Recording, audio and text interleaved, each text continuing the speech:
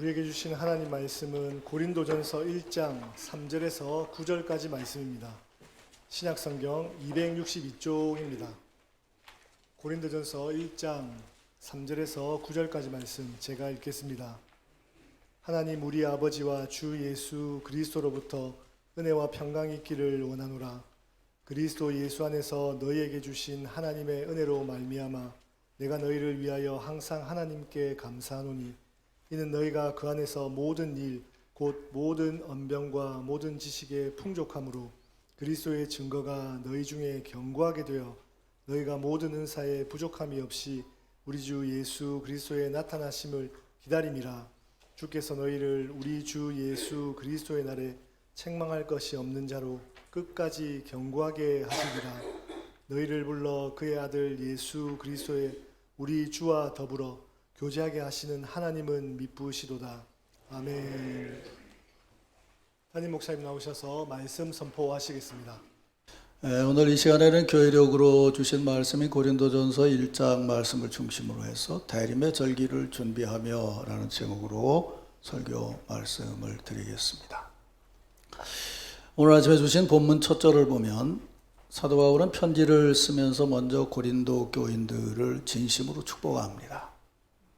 하나님 우리 아버지와 주 예수 그리스도로부터 은혜와 평강이 있기를 원하노라.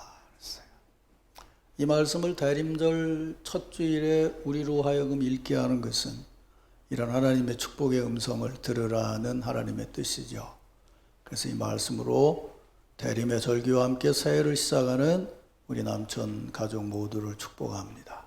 하나님 우리 아버지와 주 예수 그리스도로부터 은혜와 평강이 있기를 축복합니다.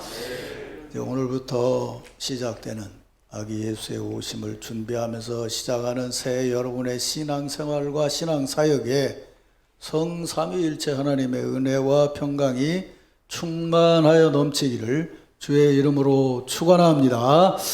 이런 은혜와 평강으로 우리 서로 주일 아침 축복 인사를 나눕시다. 진심으로, 우리 진심은 내 마음만이 아니고 성령의 감동인 거예요.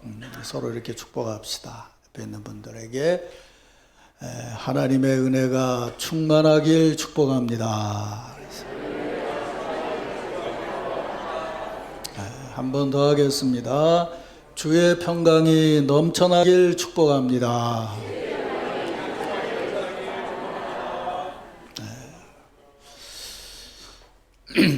이제 이렇게 나눈 축복을 마음에 담고 오늘 주신 말씀을 보면서 대림의 절기와 함께 새 사역을 시작하는 우리들이 마음에 담고 살아야 될 하나님의 은혜와 평강을 하나님의 말씀으로 듣겠습니다.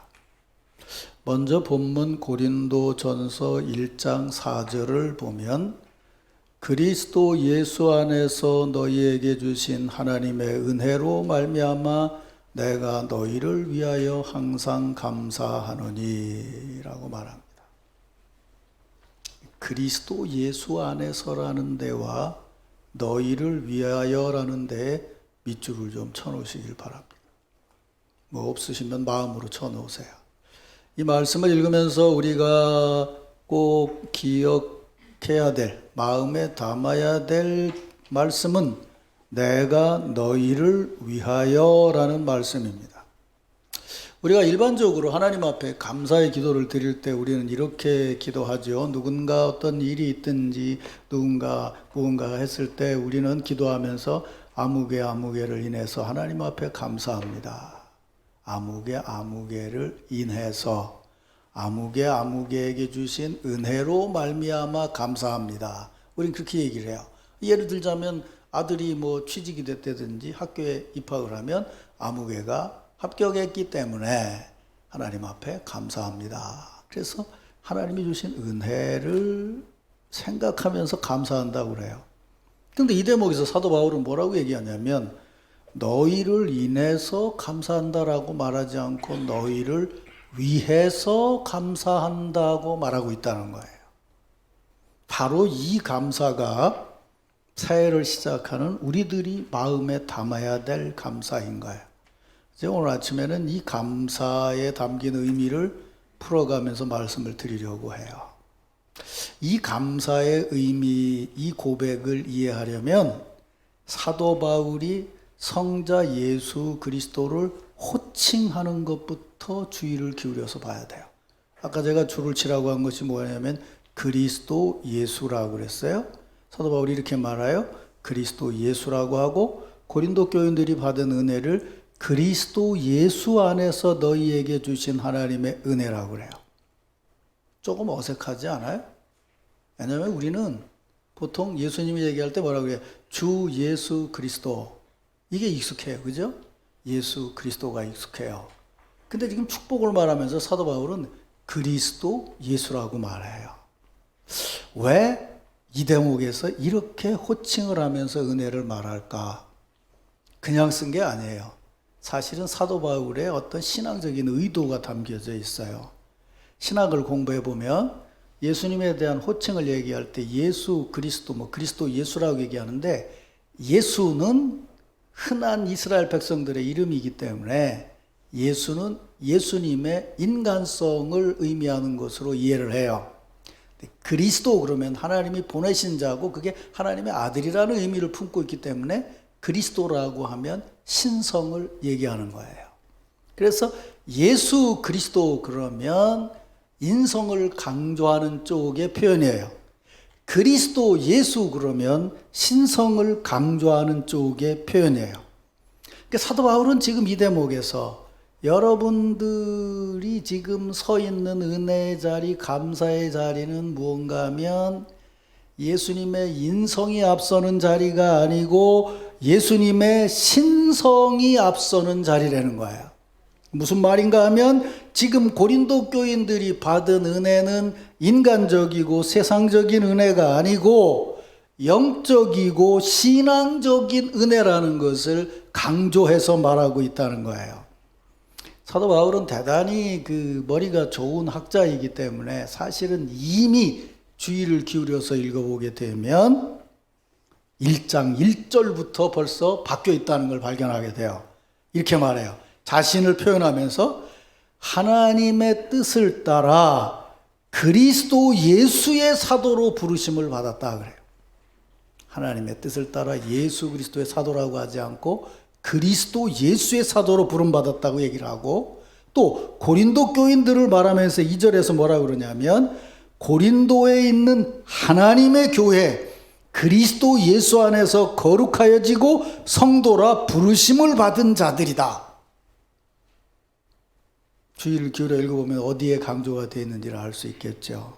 그러니까 하나님의 은혜와 평강을 믿으며 감사하되 그리스도 예수의 사도가 된 바울이 그리스도 예수 안에서 거룩하여진 성도들에게 이 말은 뭐냐면 내가 공부 많이 하고 열심히 해서 사도가 된 것 아니고 여러분들이 노력해서 성도가 된 것이 아니고 하나님의 은혜로 사도로 부름을 받은 내가 하나님의 은혜로 거룩한 성도가 된 여러분들에게 하나님의 은총 안에서 그리스도 예수 안에서 은혜와 평강이 있기를 구하고 감사하고 있다는 것이에요. 바로 이런 틀에서 이런 은혜의 틀 안에서 사도 바울 선생님은 고린도 교인들에게 이렇게 말해요. 내가 너희를 위해서 하나님께 감사한다. 그러니까 내가 널 위해서 기도하는데 내가 능력이 있어서 널 위해서 내가 하나님 앞에 기도한다는 말이 아니고 큰 틀에서 보면 나는 그리스도 예수의 은혜를 받은 사도로서 그리스도 은혜를 받은 너희들이 그리스도 은혜 안에서 그 사역을 감당하며 바른 교회가 되게 해 주실 것을 위해서 하나님께서 역사하실 것을 위해서 감사하며 기도하고 있다는 거예요. 내가 기도한다면 그냥 기도한다 그러면 끝날 테지만 하나님이 역사하실 것이기 때문에 감사하며 기도하고 있다. 제가 지금 성경을 다른 부분을 읽고 있지만 한 4주 동안 사실은 지금 같은 주제를 말씀하고 있어요. 영광, 감사, 부르심, 교회. 네, 너희를 위해서 감사한다고 그랬는데 맨 처음에 뭐라고 그랬어요? 너희가 누군지를 알아라. 너희는 누구냐? 하나님의 교회다.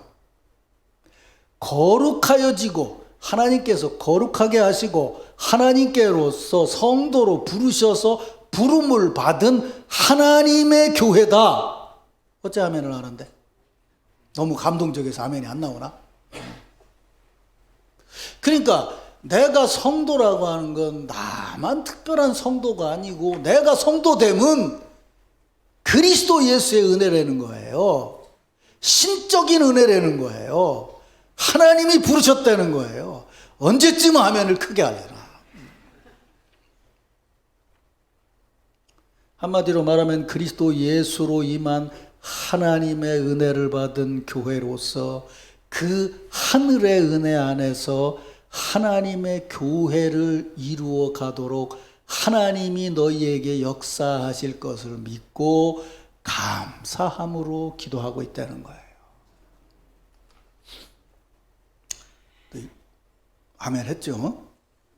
제가 왜 아멘 했냐고 물어보냐면 여러분이 지금 아멘 한 자리는 남천교회라는 교회의 예배 현장에서 아멘 한 거예요. 혼자 막 기도하다가 아멘 할렐루야 한 거 아니에요? 근데 무슨 말을 하려고 그러냐면 사도 바울이 이 감사 기도를 할 때가 언제냐는 걸 생각해 보자 그 말이에요. 이 편지를 쓸 때가 언제냐고요. 여러분 뭐 어설프게 들은 분들도 고린도 교회의 첫 번째 편지를 쓸 때 가장 문제가 되는 상황을 알고 있죠. 뭐예요? 교회가 네 파로 갈라져 있어요, 지금. 고린도 교회는 그 지역 사람들의 뭐 성향도 있고 뭐 삶의 그 상황도 있고 그래서 그 아시아와 쉽게 말하면 그리스 지역에 있는 교회 중에서 가장 활기가 넘치고 가장 부흥이 되고 그 부흥이 되는 밑바탕에는 가장 은사가 많은 교회였어요. 긍정적으로 보면 그래요. 그런데 그 교회가 분열됐어요. 나눠서 나갔는지는 모르지만 우리 여기 네 줄로 앉았는데 네 파로 갈라졌대 그 교회가. 하나씩 다 따로따로인 거야 지금. 그럼 생각해 보세요. 교인이 한 두세 명 있다면 네 파로 갈라질 수 있겠어요? 활기 있고 부흥되니까 갈라질 힘도 있지. 그렇지 않아요? 갈라질 힘도 있다는 거예요. 근데 이 네파로 갈라짐을 들여다보니까 자신들은 원하지 않았지만 그 네파로 갈라짐의 원인이 뭐냐면 바울이라는 목회자, 아볼로라는 목회자, 베드로라는 목회자가 그 안에 있었다는 거예요. 나는 그 사람을 추종한다라는 주장이 커지게 되면서 교회가 분파로 나눠지게 됐다는 거예요. 교회를 이루었는데 누군가를 추종한다는 것 때문에 무슨 일을 하고 안 하고를 결정하고 따르게 되니까 교회가 활력 있고 부흥되고 있다고 겉으로는 말할지 모르지만 그 활력의 중심은 하나님의 은혜가 아니고 인간적인 노력이고 인간적인 호불호였다는 거예요. 다시 말하면 교회의 활력과 활동이 아주 긴장감 넘치는 인간적인 세력 다툼으로 바꿔지게 됐다는 거예요. 교회가 두 파로만 갈라져도 시끄러운데 네 파로 갈라졌다 그러면 이 교회 상황이 교회 상황이냐고요. 어떻게 보면 얼마나 열심히 있으면 네 파로나 갈라질까. 근데 생각해 보세요.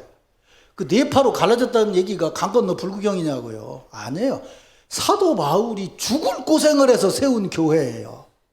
그 네 파로 갈라졌다고 하는 건 옆에서 보는 사람 얘기고 사도 바울이 봤을 때는 나를 배반해서 한 파가 늘었어? 나를 배반해서 또 한 파가 생겼어? 나를 배반해서 또 한 파가 생겼어? 아니 내가 전도해서 세운 교회인데 나를 따른 사람은 4분의 1이고 4분의 3이 다른 데로 갈라졌다? 그렇게 소식을 들었겠죠. 사도 바울이 고린도 교회가 네 파로 갈라졌답니다. 절대로 이렇게 들을 수가 없어요. 당신이 세운 교회인데 당신은 따르던 사람 4분의 1만 남았고 4분의 3은 날아갔습니다 라고 얘기를 들었다는 거예요.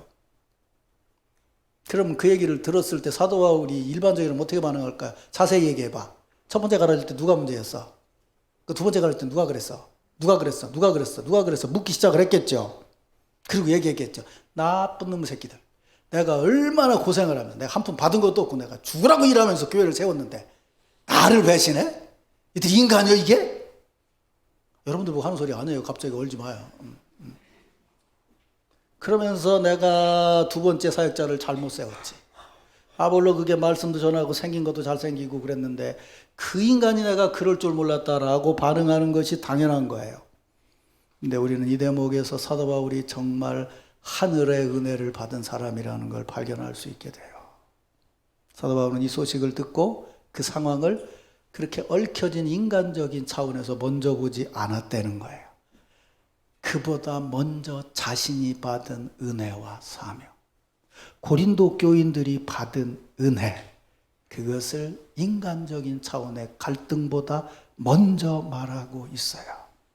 자신들이 받은 은혜, 거룩한 신앙적인 은혜, 하나님의 은혜, 예수 그리스도의 은혜를 고백하고 있어요.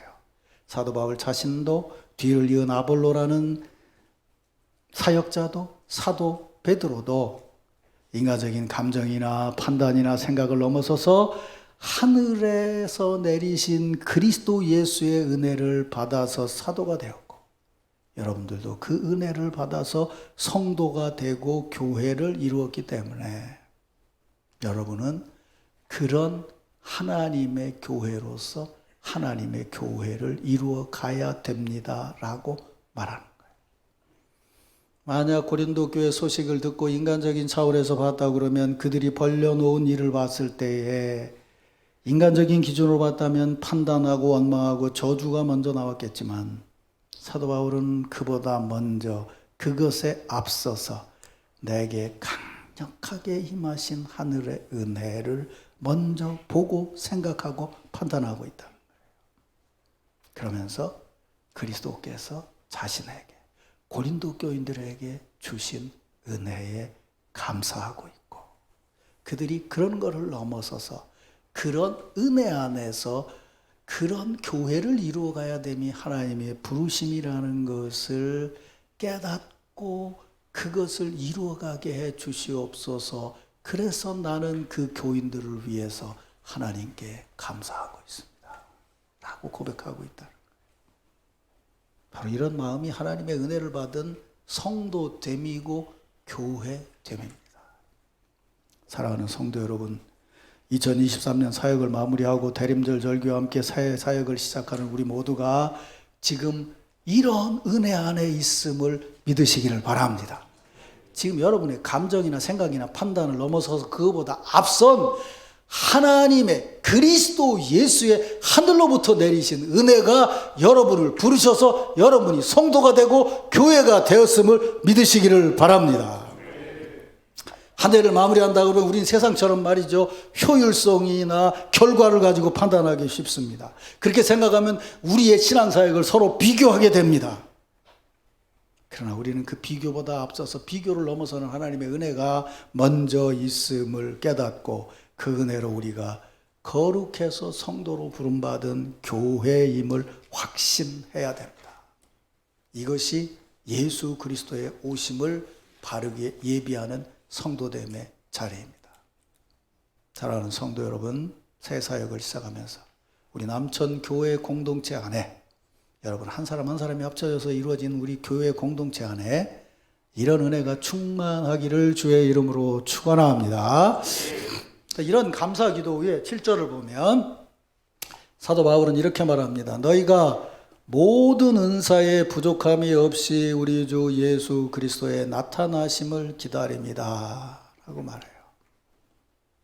사도 바울은 우리가 위에서부터 내리신 하나님의 은혜로 변하여 새 사람이 되고 새로운 교회가 되고 그런 은혜 안에서 지금 그리스도 사역에 임하고 있는 것을 감사하며 기도한다고 고백한 다음에 그런 은혜 안에서 성도들의 신앙 사역을 보고 있어요.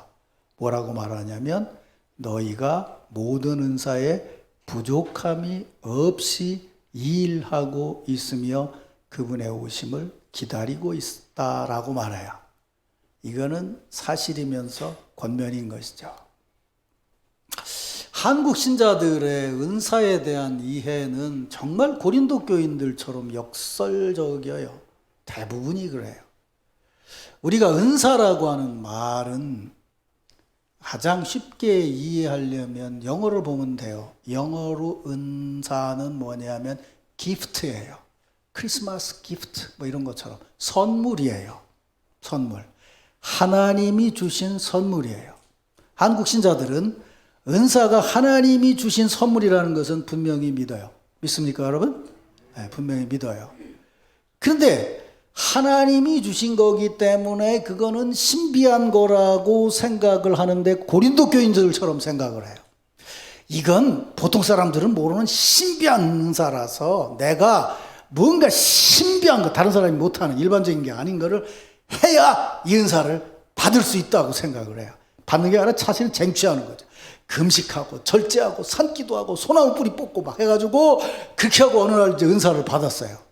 그러면 산에서 받은 신비한 은사를 받았는데 그 신비한 은사를 어디 가서 써야 될까요?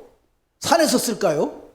또 뭐 그냥 은사를 받았더니 저번에는 막 10번 잡아다녀갖고 소나무 뿌리가 하나 빠졌는데 은사를 받고 나니까 이렇게만 건드려도 소나무 뿌리가 다 빠져. 그래서 산에서 소나무 뿌리만 있는 게 신비한 은사야? 아니요. 내려와서 자기가 신비하다는 걸 얘기를 해요. 너 오늘 동쪽으로 가지 마라. 너 이렇게 하면 안 돼. 너 내년에는 이거 될 거야. 이런 식으로 얘기를 해요. 근데 그게 맞을 수도 있고 안 맞을 수도 있어요. 맞는 게 많으면 추종자가 생기죠. 이분은 우리가 감당할 수 없는 분이 된다. 그래 추종을 하기 시작해요. 근데 이게 한국이 말이에요. 이게 도시화되고 개발되면서 추종의 기본 개념이 뭐가 됐냐면 돈이 됐어요. 그래서 신비한 은사를 받은 사람들에게 모이는 사람들은 처음에는 자진해서지만 나중에는 억지로 긁어 모으기 시작을 해요. 그리고 그걸 자랑하기 시작하면서 서로 경쟁하니까 분파가 나눠지기 시작을 해요. 그게 조금 더 지나가게 되면 성도들이 돈 모아가지고 분파를 나누는 것이 우리가 아는 대로 신천지가 되고 뭐가 되고 이단들이 되는 거예요. 그러면서 자기들은 세속의 세상에서 남다른 신비한 것을 산다고 하며 산다고 그러면서 대단히 세속적으로 살아가고 있어요. 이게 한국교회 은사 개념이에요. 자기 남하고 다르다는 거예요. 신비하다는 거예요. 하나님의 은혜를 자기만 받았다는 거예요. 은사가 하나님이 주신 신비한 것인 거는 맞습니다. 그런데 그 신비함은 다른 신자들이 못하는 신비한 일을 해서 내가 받는 거 아니, 내가 쟁취한 것이 아니고 그 은사가 신비한 것은 하나님이 주시는 것이기 때문에 신비한 거예요. 믿습니까, 여러분? 그게 하나님이 주시는 거기 때문에 신비하다는 것을 사도 바울은 뭐라고 말하느냐 하면 모든 은사에 부족함이 없다라고 말해요. 이게 무슨 말씀인지 알아들으시겠어요? 이 말을 풀어보자고요. 인간이 아무리 능력이 있다고 그래도요, 모든 것을 다 커버할 수 있는 능력은 없어요, 인간에게는. 모든 은사는 없어요. 그 모든 거를 다 잘할 수는 없다, 그 말이에요. 근데 하나님은 어떤 분이시라는 거예요? 털끝 하나도 빼지 않고 세시는 분이시다 라고 얘기해요, 하나님의 은혜는. 그러니까 모든 것이 하나님이 주신 것이기 때문에 하나님의 은혜는 신비한 거예요. 또 하나는 찬양대, 매주 찬양대 하는데 어떤 주간에는 지휘자가 볼 때 야, 오늘은 참 만족하고 신하들이 은혜를 받은 것 같다. 그런데 어떤 때는 아이고, 여기서 좀 틀렸네, 여기 좀 부족한 것 같다 그래요. 똑같은 일을 반복하는데도 우리는 그래요. 어떤 때는 만족할 때도 있고 어떤 때는 부족할 때도 있어요. 그 인간 세상이에요. 근데 뭐라고 얘기해요? 모든 은사에 부족함이 없다는 거예요. 부족함이 없다는 것이 신비한 거예요. 우리로서는 생각할 수도 없는 거니까. 지금 바로 그 얘기를 하는 거예요. 사도 바울 선생님이 얘기하는 건 네가 올라가가지고 뭐 하나님한테까지 올라가서 뭘 해서 그 은사가 신비한 게 아니고 그 은사는 하나님이 우리에게 내리신 거기 때문에 신비하다는 거예요. 하나님의 은혜를 인정해야 우리에게 신비하다는 거예요. 그분의 은사는 모든 것을 커버할 수 있고 그분의 은혜는 모든 것에 부족함이 없다는 거예요. 인간적인 기준으로 보면요, 풍족함도 있고 부족함도 있어요. 어제는 맞았고 내일은 안 맞을 수도 있어요. 모든 것이 다 될 수가 없다 그 말이에요. 내가 아무리 열심히 준비해서 설교를 해도요, 성령께서 감동하시지 않으면 이 설교 듣고 은혜 받는 게 아니라 마음이 꺼려지는 사람도 생기게 돼요. 왜냐면 내가 부족하니까. 근데 이것을 하나님의 말씀으로 듣는다고 하면 듣는 사람 심령에 그에게 맞게 역사하신다면 그 말씀은 신비한 은혜의 말씀이 되는 거예요. 그러니까 이건 은사고 저건 아니고, 이 은사는 넘치고 이 은사는 부족하고, 이러면서 나는 이거 하는데 너는 그거 하고, 너는 그거 하는데 이건 하는데, 내가 보니까 그건 좀 모자라는 은사예요. 그건 이거는 아니고, 이게 신비하게 기도하고 있어야지. 이거 주방에서 그 설거지하는 게 그게 은사인 줄 아냐고. 그건 우리 생각이에요. 중세 성자 얘기 보면 빵집에서 저기 설거지하는 사람이 제일 거룩했다고 그러잖아요. 주님이 그 사람부터 와서 만났대잖아요. 그래서 하나님의 은혜인 거예요. 성경을 잘못 읽고 있어요. 우리 어렸을 때부터 배웠을 때 부흥에 열심히 쫓아가 맨날 얘기하는 게 은사예요. 그때 주로 얘기하는 게 고린도전서 12장이에요. 은사 종류를 쫙 얘기해요. 고린도전서 12장에 나온 은사를 쫙 얘기해요. 그러면서 우리 이런 은사를 받아야 된다고 그러는데 천만의 말씀이에요. 이런 구조로 보면서 얘기를 하면서 사도 바울이 고린도전서 12장에서 얘기하는 거는 네가 그거 주장하면서 자랑해서 지금 교회가 분파가 생겼다. 그 은사를 자랑하지 말고 그 은사가 합쳐진 것이 거룩한 성령의 역사고 교회를 세우기 위한 거라는 걸 깨달아라. 그래서 고린도전서 13장에서 사랑을 말하고 있잖아요. 근데 우리는 고린도 교인들처럼 앞에 얘기하면서 나는 기도했더니 금방 응답을 받고 너는 기도했는데 며칠 걸리고 이래서 성령이 역사하시지 않는다. 아니에요. 그런 특별한 은사는, 하나님이 주신 은사는 내 능력을 자랑하고 비교하고 견제하고 비판하고 그러라고 주는 것이 아니에요. 그렇게 되는 순간 교회는 세속적인 모임으로 바꿔지게 되는 거예요. 사도 바울은 이런 신비한 은사가 많다는 것을 얘기하는 것이 아니고 그 어떤 은사도 더 중요하고 덜 중요한 것이 있는 것이 아니고 역사했다 역사하지 않는 것이 있는 것이 아니고 모든 은사에 부족함이 없느니라. 머리이신 예수 그리스도의 지체이기 때문에 우리는 거룩하고 그 지체가 움직이도록 주님께서 우리에게 역사하신다는 거죠. 그렇게 보니까 너무도 놀랍고 너무도 신비하다는 거예요. 내가 만약 오른손이라 그러면요, 왼손을 보고 기절해서 넘어질 거예요. 왜냐면요, 우리는 이게 이 손이랑 같이 움직이는 줄 알지만요, 오른손 입장에서 봤을 때는요, 왼손은 완전히 반대잖아요, 이게. 나는 이쪽으로 움직일 때 얘는 이쪽으로 움직이잖아요. 근데 이쪽으로 움직이는 손가락하고 이쪽으로 움직이는 손가락이 합쳐져야 기도도 하고 뭐 끌어안기도 하고 하는 거 아니에요? 오른손이 말하기를 그래요. 너는 어떻게 이렇게 넘어져야 되는데 맨날 이렇게 넘어지냐? 이렇게 넘어져 봐. 그러면 이거 이렇게 해서 채우려고 하는 게 아니라는 거예요. 이렇게 됐더니 부족함이 없더라는 거예요. 믿습니까, 여러분? 이게 교회 공동체에서 정말 깨달아야 될 은혜예요. 사랑하는 성도 여러분, 하나님께서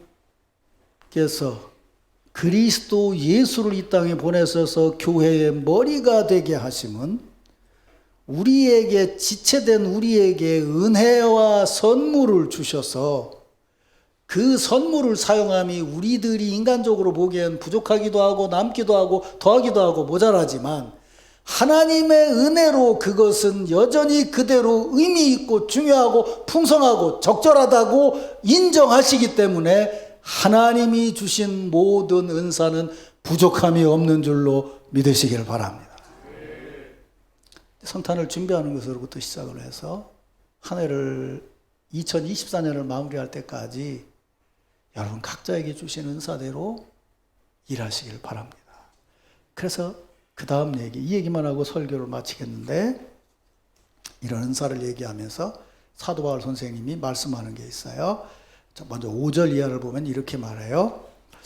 이는 너희가 그 안에서 모든 일 곧 모든 언변과 지식의 풍족함으로 그리스도의 증거가 너희 중에 견고하게 되어 너희가 모든 은사에 부족함이 없이 그리스도의 나타나심을 기다림이라. 또 8절 9절을 보면 주께서 너희를 우리 주 예수 그리스도의 날에 책망할 것이 없는 자로 끝까지 견고하게 하시리니 너희를 불러 그의 아들 예수 그리스도 우리 주와 더불어 교제하게 하시는 하나님은 미쁘시도다. 내가 뭘 강조해서 읽었어요? 견고하게 읽었어요. 그죠? 견고하게 하고 끝까지 견고해라. 그래요. 우리 때쯤 되면 우리가 그러죠. 그래, 우리 신앙을 견고하게 지켜야지 라고 결심을 해요. 근데 이것도 또 오해가 되는 거예요. 어떻게 오해가 되냐? 아까 5절 보세요. 언변과 지식이 풍족함으로 그리스도의 증거가 너희 중에 견고하게 되어. 그런데 여기서 자기가 필요한 것만 읽어요. 뭘 읽으냐? 그 안에서 언변과 지식이 풍족함으로 너희가 견고하게 되리라. 한국교는 이렇게 읽어요. 그래서 언변과 지식이 풍족하려면 어떻게 해야 되냐? 그래, 성경을 공부해야지. 그래서 성경 말씀을 열심히 공부하고 공부를 해요. 근데 성경 공부만 열심히 하면 뭐가 되냐면 바리새인이 되는 거예요. 첫째는 자기 편하게 해석하려고 그러고, 둘째는 뭐냐면요, 암만 공부를 많이 해도요 나이에는 못 당해요. 요새 우리 집사람은요 밥 먹고 나면 냉장고에 뭐가 하나씩 있어요. 아니, 냉장고가 아니라 가스레인지에 뭐가 하나 있어요. 아이고, 당신 들라고 이거 데폈는데 그래서 다음번에 줘. 네, 요새 그래요. 갑자기 머리가 아프다 그러더니 요새 좀 약간, 그래서 내가 요새 약을 사다 주고, 징조가 이상해, 너 이상해지면 내가 갖다 넣을 거요. 그래서 협박하고 있어요, 농담에. 옛날에 우리 마누라가 나한테 협박을 했는데 요즘 내가 협박을 해요. 우리 집사람 머리 좋아 쓴 사람이에요. 근데 요새는요 못 좋아요, 나이가 먹으니까. 저도 마찬가지예요. 옛날에는요 설교 준비하고 한 장 쓰면요 수요일날 저녁에 불나가도 나는 설교 그대로 했어요. 머리 좋으니까, 안 잊어버리니까. 지금은요 안 보면 몰라요. 소용없어요. 지식이 은사가 되는데, 은사가 고린도 교회처럼 자랑하기 시작하면 그게 남 지적하는 걸로 끝난다니까요. 절대로 말씀만 가지고 견고해지는 게 아니에요. 주어진 말씀이요. 왜냐하면 쓰여진 말씀 이전에 육신으로 예수께서 오셨잖아요. 우리 그걸 지금 준비하고 있잖아요. 육신으로 왔다는 것은 육신으로 오는 순간부터 교제하지 않으면 안 돼요. 목자들이 왔죠? 동방박사가 왔죠? 같이 함으로써 시작이 되는 거예요. 그래서 견고함을 얘기하면서 여러분이 정말 잘 봐야 될 것은 뭐냐 하면 8절 9절 말씀에 이렇게 말해요. 너희를 불러 그의 아들 예수 그리스도 우리 주와 더불어 공부하게 하시는 하나님이요 교제하게 하시는 하나님이에요. 교제하게 하시는 하나님. 언제 우리가 견고해질 수 있냐 하면요, 하나님의 교회라고 그랬잖아요. 성령의 은혜라고 그랬잖아요. 은사라고 그랬잖아요. 선물 받는 것만이 아니라 받은 선물을 나누어 주면서 서로 교제하는 자리를 통해서 우리가 서로 견고하게 세워질 수 있다는 거예요. 그 서로 교제함을 중심으로 해서 저 사람을 사랑하고 섬긴다는 것을 위해서 말하기 시작하는 것이 뭐냐면 언변인 거예요. 그냥 언변이 교회를 세우는 게 아니고요, 사랑으로 바뀌어진 은혜를 받은 사람의 언변이 교회를 세우고 그게 교회를 견고하게 세워 나가는 거예요. 그래서 우리는 지금 성탄을 준비하고 있잖아요. 왜요? 예수 그리스도의 오심으로 그분이 우리와 교제를 시작함으로 우리도 교제를 이어간다는 거예요.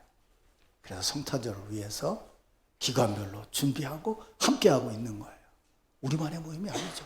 그분이 함께 하시는 거죠. 그거 하고 나면 견고히 세워져요. 친교가 교회를 세워가는 거예요. 신학적으로 뭐라고 얘기하냐면요, 교회의 뿌리는 믿음이다, 교회의 줄기는 교제다, 교회의 열매는 선교다 그래요. 뿌리 있고 열매만 있는 교회는 없어요. 세워져야 돼요. 뭘로요? 친교로, 코이노니아로. 그 뭐예요? 은혜가 있고 평안함이 있어야 코이노니아가 있는 거예요. 감사가 있어야 코이노니아가 있는 거예요. 그래서 제가 전에 말씀드린 것처럼 성경을 깊이 연구해 보면요, 사도 바울은 비상하게 머리가 좋은 분이라서 앞에 몇 절만 읽어보면 이 양반이 무슨 편지를 쓰려고 하는지를 알 수 있어요. 고린도 교인들, 그래, 너네 은사도 많고 참 좋은데 한 가지 착각하고 있는 게 있다. 그게 네가 해서 얻은 게 아니고 네가 신배진 게 아니고 그리스도 예수께서 내게 준 거다. 그리스도 예수가 누구냐? 교회의 머리시다. 그분이 있어서 우리가 거룩한 교회를 이루는 거다. 그게 언제 이루어질 거냐? 주님 오신 날 완성될 것이다. 그래서 뭐라고 얘기를 해요? 너희 중에 견고하게 되어 너희가 모든 은사에 부족함이 없이 우리 주 예수 그리스도의 나타나심을 기다림이라. 예수 그리스도의 날에 책망할 것이 없는 자로 견고하게 하시리니 너희를 불러 그의 아들 예수 그리스도 우리 주와 더불어 교제하게 하시는 하나님은 미쁘시니라. 이 대목도 재밌잖아요. 아까까지는 계속 그리스도 예수였는데요. 교제 얘기를 할 때는 인간적인 교제니까 주 예수 그리스도라고 말해요. 바꿔놨어요 또. 이게 보통 대단한 분이 아니에요. 사도 바울이라는 분이 읽어보면 야, 이게 뭐 감탄할 때가 너무 많아. 이렇게 치밀하고 이렇게 할 수 있냐. 요한의 서신을 읽어보면요, 완전히 신비해요. 신비해서 놀라요. 말하는 행간에 너무도 깊은 의미가 담겨져 있어요. 야, 이게 여기 담겨 있나라고 놀라요. 사도 바울은 이 치밀함에 놀라게 돼요. 그냥 목사끼리 하는 얘기요. 너무 신경 쓰지 마세요. 사랑하는 성도 여러분, 한 해를 마무리하면서 견고하게 서시기를 바랍니다. 이런 말 하지 마세요. 이런 말 하지 말라고 하는 거야. 목사님, 제가 기도해 보니까요, 또 누구 찌른다고 뭐라고 하지 마. 올해는 내가 쉬어야 될 것 같아요. 아주 견고하게 쉬어야 될 것 같아요. 왜냐하면 내가 힘들어요. 목사님, 내가 힘든데요. 아무개 성도들이 나보고 그래요. 권사님이 있어서 내가 교회 오면 힘이 납니다. 아유, 권사님이 해주는 밥을 먹으니까 내가 참 힘이 납니다. 권사님이 내게 전화를 해주시니까 내가 힘이 납니다. 그런 사람들은 견고하게 사랑방 사역자하고 기관 임원하고 해야 돼요. 믿습니까, 여러분? 그래야 새 사역을 시작할 수 있죠. 믿습니까, 여러분? 우리의 일은 우리가 하는 게 아니에요. 하나님이 하게 하시기를 기도합니다. 나는 우리 교회 성도들은 그런 교제 안에서 올해 사역을 잘 감당해요. 매주일마다 여러분들의 교제가 아름다워서 기쁜 소식이 들려오고 얼마나 감사한지 몰라요. 하나님 은혜가 새 사역을 준비하는 여러분 모두에게 함께하기를 주의 이름으로 축원합니다.